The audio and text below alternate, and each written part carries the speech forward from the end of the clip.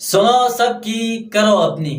یاد رکھیے زندگی ایک مسلسل سفر ہے جس میں انسان کو مختلف موڑ، راہیں اور فیصلے درپیش ہوتے ہیں۔ ہر لمحہ، ہر قدم پر مشورے، آراء اور خیالات کا ایک ہجوم سا چلتا ہے۔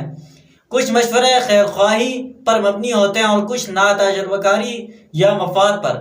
ایسے میں ایک باشعور انسان کے لیے سب کی سننا تو ضروری ہے، لیکن آخری فیصلہ اپنی سمجھ، تجربے اور شعور کے مطابق کرنا سب سے زیادہ اہم ہے۔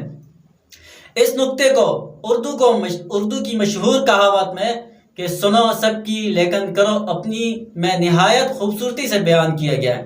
یہ مقولہ انسان کو توازن، حکمت اور بصیرت کی تلقین کرتا ہے۔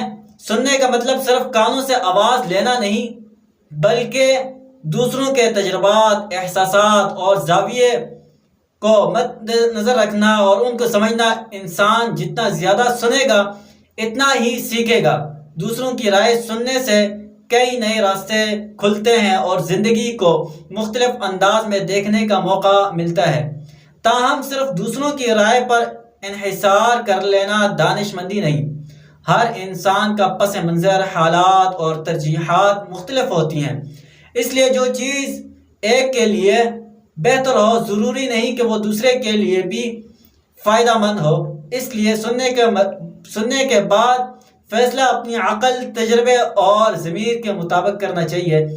ایک ہی کامیاب انسان وہی ہوتا ہے جو مشورے سنتا ضرور ہے لیکن ان میں سے وہی راستہ اختیار کرتا ہے جو اس کے ذات، مقصد اور حالات سے ملتے جلتے ہوں۔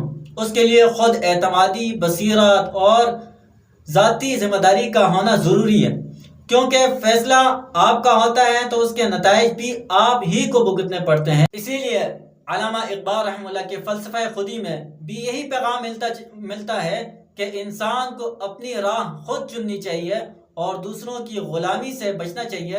تاریخ کے کئی عظیم لوگوں نے اپنی راہ خود بنائی، چاہے ابتدا میں سب ان کے خلاف تھے، لیکن وقت نے ثابت کیا کہ ان کا فیصلہ درست تھا۔